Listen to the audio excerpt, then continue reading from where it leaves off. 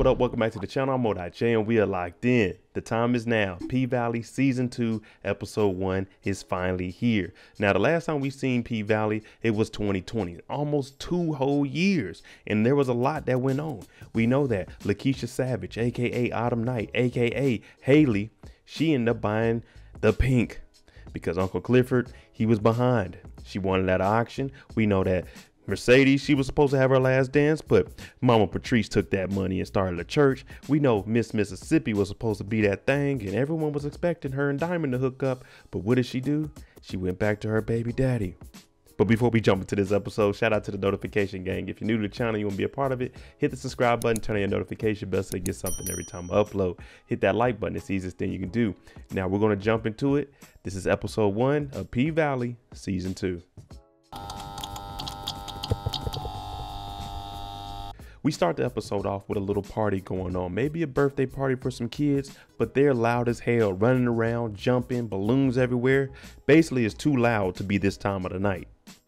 It's Pop's birthday. He's sitting here looking at the computer because all of this noise is just too much for him. He has to get away from it just for a little bit. Even if it's 10-20 minutes, he needs to get away from it. Now, his old lady is looking at him like, where you going? It's your birthday. This is PValley, so where does he head? He heads down the street and he sees a car wash. PussyLand over there? Is that Autumn out there? But also on the other side of the street, he sees a church sign talking about Patrice is building something nice. Come on over here. What did he decide? PussyLand. Now, this isn't your typical car wash. You pull up in there, make sure you roll your windows up. What do you see when you come in? Cages, women. Okay, what's going on here? And then you look forward and you got Uncle Clifford right there in front of you telling you, don't you run from it. And you're like, what the hell did I just get into? I'm talking about car wash going crazy. He pulled up in the Infinity. Girls is in here and they doing what they need to do. But while they're doing that, he feels like he needs to do what he needs to do to himself. Nasty. And what's the main attraction at the end of PussyLand? Mercedes. And Mercedes, we know that she was the top dog in here and now she's back. So everyone else better fall in line because this car wash is making all of its money off of Mercedes. Now, after all of this, you remember in the first season, Uncle Clifford was in there. They were making some wings and stuff. And when you get done with your car wash and whatever you were doing in your car, you get some weed wings on the house. Of course, I'm going to look at them wings like, I don't know if I want these wings out of a car wash. I might pass on these. After hard work on that pole, doing her thing at the car wash, we see Mercedes go out back. She takes off the wig. She's getting comfortable. But that shoulder's hurting a little bit. It's all in a day's work. Now, Hailey comes out and is like, come on, man, I'm going to call you a doctor for that. Mercedes, she don't want nothing to do with no doctor. She'll be all right, just some ice. But we know that these two had a little bit of friction in season 1. They end up working together towards the end. But there's still a little bit of that friction there. And I think it's because Hailey owns the place and Mercedes is back working. Now you hear Uncle Clifford talk about, where y'all hoes at? Get back up here. We got one more car wash. It's time to break down that money. It's time to get paid. When we go out back, we see Uncle Clifford got a little baby talking about put a little bit of whiskey in the bottle. That's how you keep it quiet. But then Mercedes, what is she doing? She's looking at her bank account and it's looking a little low. So she's talking about maybe I should get paid a little bit more money. You see, money divides everybody because she's saying, oh, them girls, they shouldn't get no money. They ain't on the pole. And if it wasn't for me, these last 5 months, would nobody be making money? So we see that it's been about 5 months since we last seen it. And Mercedes, she want that money. She need that money. The ladies almost get to fighting over the little disputes. Uncle Clifford breaks it up. And guess what? Lil Murda and Miss Mississippi, a.k.a. Keyshawn, are on the TV. They talking about, go girl, you done turned into a video hoe. Little Murda up here, he flexing, showing off the grill. Uncle Clifford gets upset. He turns off the TV because you know Uncle Clifford and Lil Murda, a.k.a. Lil Nasty, they got their little thing going on. Uncle Clifford said, hey, don't mention Keyshawn. I don't want another Little Murda night. Basically, Uncle Clifford doesn't want to see Lil Murda on the TV. Well, guess what? They were denied a PPP loan pretty much because they're non-essential. Now, there's a big money dispute here because Autumn, we know that she put down the money at the auction. She also gave $150,000 to Uncle Clifford. Uncle Clifford said, I had to pay the girls over the last couple of months. That was $55,000. And now they're only down to 25,000. She talking about how to feed the girls so they didn't have to go out there and do what they had to do to make some money. And Uncle Clifford said, I came up with PussyLand. I came up with the car wash. Uncle Clifford's trying to explain taking care of the girls is a lot. So I don't even know why I'm calling you a partner, even though Uncle Clifford only has 15% ownership of the club. I done put down the rest. Now, you hear Big L talking about 15%. That's all it takes to get rid of a body. Just asking for a friend, because there was a lot of stuff going on inside the pink. We did have to get rid of a body, but Adam and Uncle Clifford, they don't see eye to eye. But luckily, the girls are outside fighting, so we're going to stop this argument right here. Now, the girls, they weren't outside arguing anything. They were just yelling, twerking, and celebrating because the C-19 restrictions had been lifted. So now it's the reopening of the pink. The only problem is the first black mayor, he just passed from C-19 complications, and now they have an intern mayor in. So this could be bad because he can put in rules that could potentially shut down PValley. Good old Andre and his wife, Brittany. Now, she just got home. You see her taking off all her clothes, putting it into a hazmat bag, tying it up, spraying everything down. Well, Andre was supposed to be getting things together in the house. He upstairs playing the Xbox, look like he losing. Now, his wife, Brittany, is saying, I've been calling you all day. I've been busy at work, but I've been calling you so you can get the milk for me. She goes to his phone like, you've been getting a lot of calls. Eloise called. Who is Hailey? My condolences. He snatches his phone back. We know what him and Hailey got going on. But the call that Eloise called him was for him to come to Mississippi because the mayor had passed. But Brittany is trying to say, look, I've been stressed at work. I lost 11 people. Now, you got to remember, this is during the height of C-19. And she's crying because she doesn't want Andre to go. But Andre has to go and pay his condolences. Mama Benz, aka Miss Patrice, she's down at her church donating food. She even got mixtapes she's throwing out. She talking about, ooh, wait. It's starting to rain and she's loving every single moment of it. Imagine owning a church with the money you stole from your daughter. How ironic is that? Little Murda in the kitchen cooking, and I ain't talking about that kind of cooking. He's making breakfast for him and DJ Never Scared. You hear him freestyling to a beat also. But he's listening to it and he's like, Never Scared, man, that ain't it. Never Scared trying to say, nah, man, this is that fire right here, Little Murda. But what does Murda do? He picks up a bucket, turns it over, gets a pot, and he's like, play the beat back. And he starts giving a beat to it. He did used to play on the drum line in real life, but he starts giving him that. And Never Scared is like, damn, I didn't know you could do that. Okay. After the little jam session they had, Lil Murda sits down like, yeah, put that in the pot. Then he checks his text message to Cliff. Negro, really is like that? You ain't gonna hit a Negro back for months? Red at 10:35 a.m. Uncle Clifford ain't trying to hear that, Lil Murda. 2 weeks ago, he also sent a letter to Uncle Clifford talking about you knew what the business was, and they read it. Uncle Clifford ain't respond back to anybody. If they don't text you back and they read your messages, don't ever text them again. A month ago, he sent the message. Uncle Clifford never responded either. And I don't even feel comfortable reading these messages. Negro, you act like I adjusted your wig and smashed your grandma. Little Murda, it's over with. Uncle Cliff ain't texting you back. Little Murda is showing us the whole text thread. 5 months ago, Clifford responded and said, it's murder night. You finna tear the club up, ain't it? Break legs, no hearts. Little Murda talking about, sorry. Come on, man, what's going on here? So, of course, DJ Never Scared talking about, hey, you talked to Uncle Clifford, the pink opening back up, right?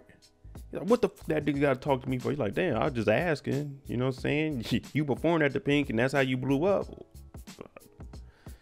Lil Murda ain't trying to hear that. He hurt right now. Lil Murda still in the trap. 1 foot in, 1 foot out. Gotta go slang that thing at the door. Never slang out of the house you stand in. But some young gentlemen, they pull up in a nice little whip. You know what I'm saying? Now, Lil Murda, he getting ready to grab on that steel because he don't know who they are. But they just want to know when Lil Murda gonna come out with some new music. They need it out here during the quarantine. So Lil Murda, he was on his job though. He had that thing on him. Now, before they pull off, we see a gentleman in the back seat. And let me tell you something. There is no space in these back seats. That means this man is an adult sitting sideways with his feet back there. But he looked like a hater. And it looks like he's sizing up Lil Murda.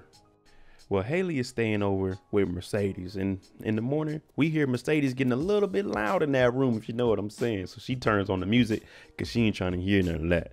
Now, Mercedes comes out and she's like, when you gonna get up out of here? Hailey's talking about, I'm looking, but I can't find nothing. Got the game all messed up. You gotta find you somewhere to stay before you go out and spend that money on the paint. But we're gonna get past that. Now, this is the exclusive clip that we got to see. Well, some of us did. And this is where Hailey is telling her we need to audition for some new girls up in the club because Gidget's gone and Keyshawn, she gone too. She done blew up. But Mercedes don't want to hear that because if you remember, Keyshawn pulled the gun on Diamond for her baby daddy. But Hailey is trying to say, look, we lost our 2 good dancers. I'm going to get you a cut at the door. But Beyonce need her, Kelly and Michelle. Mercedes ain't trying to hear none of that though. She want to keep that money in-house, keep it with what we got so we can all start to profit a little bit more. Miss Mississippi is doing what you're supposed to do when you on fire. Get online, show what you got, start a website and sell it. She ain't here talking about if y'all like what y'all see, go to my website and order it. And guess who's looking at it? Her baby daddy. He's looking at it like, man, I missed that thing right there. The only thing is, her baby daddy ain't got no job. Everything got shut down. What does he do? I watch every single live. Well, that's a little bit creepy. And she's saying, I got a live at 3 o'clock. He's talking about he got an interview. But in reality, she's making all the money. So you're going to have to just chill and do what you got to do, man, in between the time. But if you watch everything, you should know Keyshawn's schedule and you should know that there's another live at 3 o'clock. But she's trying to say, hey, things are going to be good. You're going to get back in the shop. But he's trying to control her like he was doing in the first season. The restrictions are uplifted. Hey, Mercedes is telling her girls, hey, I'm talking about the dancing girls, the young girls, you know what I'm saying? The Chuckalisa girls, not the PValley Pink girls. She talking about who's ready. Next week, we got a challenge. Y'all been practicing? They all talk about, nah, we ain't been doing it. But our mom's not going to let us come because they can't afford it. Now, one girl, she didn't say her mama couldn't afford it. She just said she wanted to be safe and wait till the whole C-19 thing was over with. So Mercedes, you can see her here. She's a little bit distraught, like, damn, that was going to be some extra income. Big L and Uncle Clifford, they in the room. They trying to get it back together. We got to get it right. We got to have that private room so when everyone comes back, we can up the price. Now, in the corner, the plastic starts to blow. And Uncle Clifford's like, did you turn the AC on? Big L like, hell no. And then Hailey pops in. Uncle Clifford ass scared as hell, grabs a hammer. It could have got ugly for Hailey. They looking around. They got the lights in there. Big L said there was a sale, so he went crazy. He got all the lights that I got back there. But Hailey's looking around, and you remember in this room there was a shooting, and there's some blood stains on the wall. So they're looking at it. Hailey's like, paint the walls red, paint everything red. Blood always bleeds back through. And everyone's looking at her like, what do you mean by that? Lil Murda's looking for Woedotj. Now, when he gets in here in the funeral home, he's screaming out, Woedotj, where you at? This fool Woedotj is in one of the caskets. He pops up. Lil Murda pulled his gun out. He's like, boy, you almost got your head blown off. But what Lil Murda wants is to go on tour. He's saying he needs to capitalize off the hype that he has because he went viral. Now, Woedotj's like, man, it better not be that same kind of music. Now, Woedotj is trying to tell him, the only reason your video got so many views is because of Mississippi. And what are you going to do on this tour? How much money you think you're going to make on you just going on tour? You need Mississippi. And then they both like, damn, I can't believe her baby daddy's white. But Lil Murda is trying to tell him, we got to take a chance. I got to get some brand deals. We got to get out there and we got to at least try. Because if not, we're going to be stuck here. Lil Murda, he listened to Woedotj. And who does he call? Miss Mississippi. And she's listening to the song too. Basically what he's saying is, look, we got the princess of the pole. We got the trap prince. We reunite and we go on tour. Oh, and I'm going to give you some stacks too. Did you see the video? It's almost 400,000. And this is where she says, oh, I do that in a day. Now, she's saying, you really want to do this during a whole pandemic? He's like, look, we need to capitalize off of this. This is our moment. Because we know that he needs her. And she's like, you know what? Nah, I'm good. I'm going to pass on that. But run me my money. Now, if you've seen Keyshawn's face when Lil Murda was saying, you remember all those eyes on you? You could tell that she wants to get back out there. So what it looks like she's doing here, she takes some of the diapers and go ahead and disposes of them to make it look like they have less than what they actually have. So her baby daddy would be like, okay, you can go on the tour, so they can try to recruit everything that they don't have. Andre goes back to Mississippi to pay his respect. Now when he's in there, Louise, she comes in and she's talking to him, saying she pretty much got fired before his body was even buried. That's crazy how that happens. But she's saying, you can still come down here. We need one more pallbearer. And then she goes into a little bit of details about Andre and his wife and how they weren't on the best of terms at the end of it. We seen how season 1 was, but Andre, he's thinking about it, and it looks like he might stay here and actually be one of the pallbearers. Well, we know Hailey's been texting our boy, trying to get up with Andre. Now she does come to the funeral home. She's using a little bit of that Chuckalisa slang. He's like, oh, it grew on you? She's like, yeah. And now they, saying they had a little subtle jabs at each other. He talking about, I thought I was going to slap you when I seen you. She talking about, don't worry, I'm not going to kill you. He said, I'm not going to kill you. But then he goes in to explain how Ruffin was basically like the father he never had. He was the one that looked out for him and encouraged him to do everything that he was doing. Now, Andre knows anything that Hailey is doing with him, just stay away from it. Bruh, go back home. But Hailey tells him, funerals aren't for the dead. They're for the living. They're for you to think about all the good times. They're for you to continue to live your life. Now, you remember Clifford was living at Ernestine's house. Now, on TV, they're watching the funeral of the mayor. We seen Andre was there. He's a pallbearer. They all got the green on. And she's talking about, do you see old girl there? Because she probably putting her foot into a pot of chitlins. Basically, she ain't going to the funeral. She over there whipping it up, getting that kitchen cooking.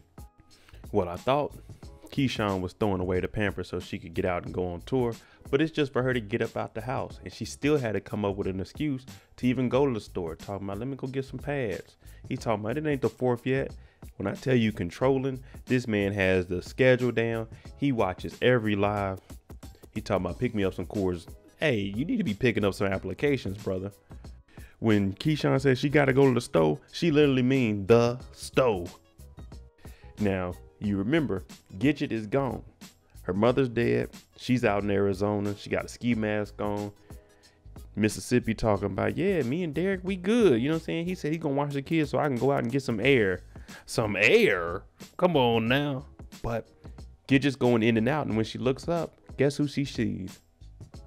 She runs into Diamond, and he doing security in front of the dollar store. I'm talking about masked up, sweating his ass off, badge on, gun on his hip. He tells Keyshawn straight up, oh, you can't get in. No mask, no entrance. She talking about, I'm just going to get some Pampers for Rico. But Diamond ain't trying to hear that. You pulled a gun on me. She talking about it just happened too fast. He said, not here. Not here. I ain't trying to hear that.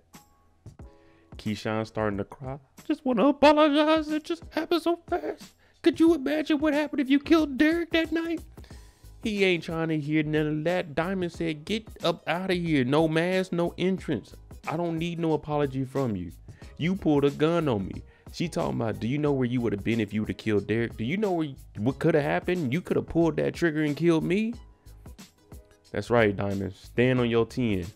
And Diamond tells her, the reason I did what I did was because he called me a nigger. So I wonder what he calls you and your kid.